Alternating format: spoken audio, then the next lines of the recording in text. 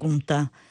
Por favor, explique para mim 1 Coríntios, capítulo 11 e versículo 21. A minha pergunta é a respeito deste versículo. Por que que Paulo diz, depois que ele disse que eles estavam bêbados, disse para eles: você não tem casas para beber e comer? Por favor, coloque este versículo na tela para que as pessoas possam ler, né? E eu quero ler junto com o pessoal e também ler para as pessoas que estão ouvindo o rádio. Eu estou esperando para 1 Coríntios 11, 21. A pergunta que esta pessoa está fazendo é, eu vou ler: porque comendo cada um toma antecipadamente a sua própria ceia, e assim um tem fome? Eu não estou vendo aqui. Não, o que está falando aqui é sobre se isto era normal, seja o que for, porque muitas Bíblias, quando esse capítulo, versículo 20 começa, eles começam um subtítulo falando da ceia do Senhor. Você tem que voltar em primeiro lugar, qual que era o contexto da razão de 1 Coríntios ser escrita, hein? Número 1, haviam divisões na igreja de Corinto, havia pecado na igreja. E Paulo ficou sabendo e ele estava escrevendo para corrigir os pecados. E nessa situação, indivíduos na igreja estavam se reunindo nas suas igrejas, dizendo, né, que eles estavam celebrando a ceia do Senhor, mas o que eles estavam fazendo, estavam levando as pessoas para fora. Eles vinham, traziam refeições, a outros que não tinham nada, traziam o seu pedaço de comida e tudo mais. E aí estavam usando isso, estavam falando que era Santa Ceia, mas estavam tendo uma festa em nome de Jesus. E as coisas estavam saindo dos eixos. Eles estavam como a gente está hoje. Eles pegam os versículos e usam de uma forma diferente, somente para justificar os seus erros. Eles estavam até bebendo a bebida alcoólica. E, na verdade, era um elemento da igreja primitiva, que eram pessoas ricas, estavam usando a sua riqueza para passar por cima daqueles que eram mais pobres. E Paulo está se levantando contra eles. Se você voltar para o versículo 17, isso aí começa a discussão de divisões no corpo local. As pessoas estavam abusando de algumas coisas, fazendo algumas coisas que não deveriam fazer. O resultado final de 1 Coríntios, tudo começou porque um dos pastores estava em pecado. E aí foi chamada a atenção de Paulo sobre isto, sobre o que fazer. Paulo falou assim: ele tem que ser confrontado. Se ele se arrepender, tudo bem. Se não, ele tem que ser tirado da igreja. Se ele não se arrepender, ele tem que ser retirado da igreja. E falou assim: entregue-o para o diabo, para ele voltar à consciência. Ele voltou e se arrependeu. Em 2 Coríntios nós vemos o que fazemos com ele agora: traz ele de volta, coloca ele na posição de autoridade que ele tinha antes, porque ele tinha acertado a situação e se arrependeu. Então está falando, em todo 1 Coríntios está falando de problemas que estavam se levantando na igreja primitiva lá em Corinto. Um dos problemas principais era a divisão de classes, né? Os pobres e os ricos. Era uma divisão muito grande. Exatamente, você está certo. Eles tinham seus alimentos, né, seus rituais, né, toda aquela ceia, e tinham pão também. E eles não compartilhavam com os outros.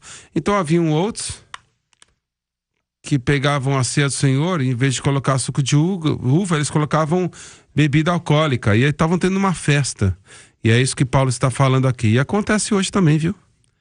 Você tem esses grupos celulares que se tornam o quê? Festas. Certo. A Bíblia Crossfire é bem diferente de muitas Bíblias, porque tem anotações e te ajuda a entender melhor os versículos. Quando tenho dificuldade de entender o significado dos versículos, as anotações me ajudam a entender o que o Espírito Santo está dizendo e o que o versículo significa. Bem, eu amo a Bíblia do Crossfire porque depois de todos os capítulos tem uma página onde o pastor Gabriel explica sobre o capítulo. Então, assim, tem me ajudado muito. E o meu favorito é onde ele fala sobre tomar posse. Então, tem me ajudado muito e explica tudo muito bem.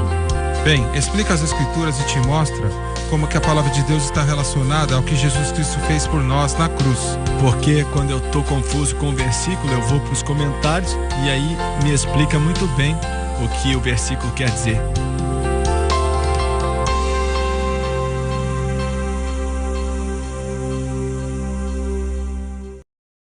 Páginas. Não posso ler todos os capítulos, são mais de 28, mas vou ler alguns.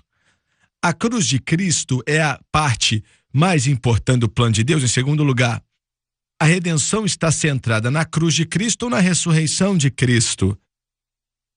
É quem ele é ou o que ele fez? Capítulo 4. A fé na cruz pode se transformar em obras?